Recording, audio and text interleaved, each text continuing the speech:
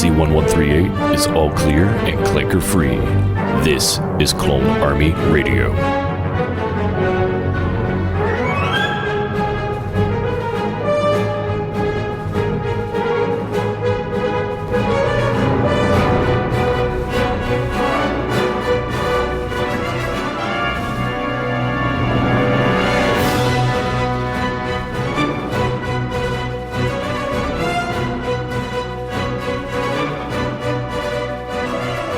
What is up, Clone Army?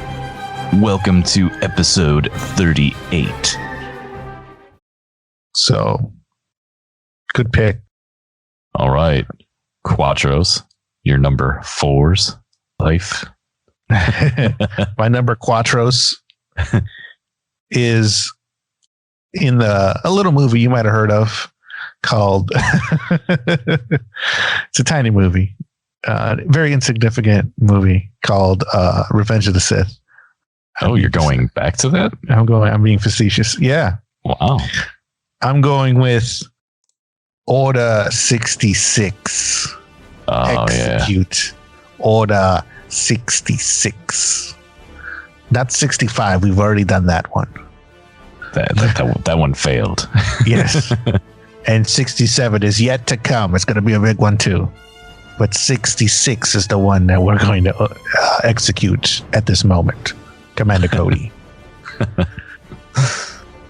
And with that, we usher in the Empire with the systematically eliminating every Jedi that they could find and then doesn't escape by ways of their best warriors and their best friends and comrades in arms, the clones, using their own army against them.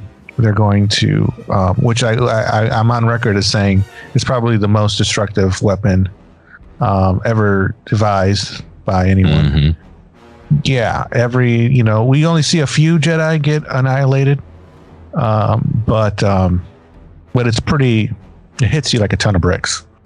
It hits you just like in the scene in The Godfather but you're on the other side. You're right. Not on the good. You're not on the. You're on the opposite side of all your leaders getting whacked. You're getting whacked, actually. To borrow a term from Mafia. Your guys are getting whacked by their own guys, and it's heartbreaking. So, yeah, Order 66. I mean, the hidden order, the one that's the Jedi knew all about, but couldn't put that final piece in. And like, what is this Order 66? We know all about it. As we know from the Clone Wars. Right. So. Dude, that's a hell of a comparison, though. The Godfather. That's awesome. I never put that together. It's almost very similar. It's very similar, right? Only you're on the opposite end. That's why it's like you don't see it right away. You gotta like take a step back and like, oh, my head of my family is just getting whacked, and then Mm-hmm. And that's the position I guess you're in. You get put in, and it just sucks, and it hurts. And then the younglings, man, the future. Yeah, and it's done by their own their own master, and what can you do? There's too many things. It's all been set up, and it's working to perfection. And a whole another regime is taking over at the same time. Mm-hmm. A more powerful regime, a more totalitarianism, like the Senate is, and representation, and the Republic, and the Emperor says it, unlimited power. And you're seeing unlimited power being executed. It's a little sloppy because some of them escape, and the Jedi, the ones that get on board real quick of what's going on, they survive. But the ones that don't see it coming, they get put down pretty quick. Yeah, these troopers don't miss, like the stormtroopers. Dude, it's such a brutal. Like, it's one of my favorite parts, the Order 66, but it's so brutal and it's sad, and the music just everything is just so crushing, which it's supposed to be. You know, it's supposed to show that switch from the Jedi and the Republic about to win the war to, oh my gosh, you lost everything. But that part with the younglings, it gets me every single time. It's like these kids are probably, you know, and I think I've said this before on here. These kids are probably like, oh my gosh, you know, probably the best Jedi to protect us just walked in, you know? And the little one's like, Master Skywalker, you know? And it's like, come to save us. Yeah. What are we going to do? And he's just like, and I'm like, oh my gosh, dude. Like, and the little youngling startles. He just gets startled. Like he doesn't see it coming. I mean, that is some great like direction right there. You know? Oh yeah. I have goosebumps just talking about it. It's such a crushing moment. Oh man. Because these kids aren't brave. I mean, they're scared, you know? They have no guidance right now. Yeah. There's no Jedi Master to say, younglings, go do this, because all the Jedi Masters are dead at this point. Most of them, at least. So they're helpless. Yeah, I mean, imagine that.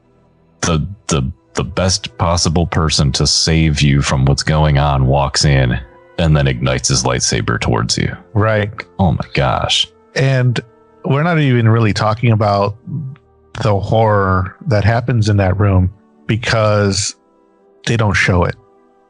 Oh yeah, they couldn't. Well, I know they couldn't and they can't. And it's one of those rules in film that you don't do. Right. For this very reason. I mean, you don't want to see it. No. You don't want. They spare us the moment, but the thing is like in our mind, it's awful. Like we, you know, it's almost worse that they don't, because I mean, you know what I mean. It's awful. Yeah. See, I don't let my mind go very far with it. Just just the thought of the little kid backing up a little bit, like, you know, like you said, he's startled. That's enough, you know? Yeah. Just like, oh my gosh. And then all these Jedi getting shot in the back. Yeah. I mean, that's as close as R-rated Star Wars, I think, as we'll ever get. Oh yeah. Because, you know, that they show any of that. And it crosses the line, and it's definitely, you have to be a lot older to be able to watch that, but it gets close. Yeah. And yeah, all the Jedi get shot in the back, like you were saying. Some big ones, you know, some ones that were on the console. So yeah, like all of I think that's mostly what they showed, right? Were the council members, Ki-Adi-Mundi, is it Ali Gally? I can't remember. The one on the speeder bike, where they pull the Luke, you know, jerk the brakes, and Plo Koon, Ayla Secura. Dude, I always feel so bad for her, because she's just like leading this group of the clone troopers, and all of a sudden she didn't even have a chance to grab her lightsaber. Like the switch flicked in her head, like, oh no. And she like started moving her hand, and they were just like, after she was down, they were still shooting her. That's where it probably could have went rated R, right? Because they're just shooting the heck out of her when she's down. I'm like, that's like, we've talked about, man, there are different levels of this Order 66 chip, because, you know, these guys are just like, they're like Tup, you know, Jedi. Whereas, you know, Rex in season 7 was like just following orders. He didn't seem hateful. Yeah. He's more like a droid.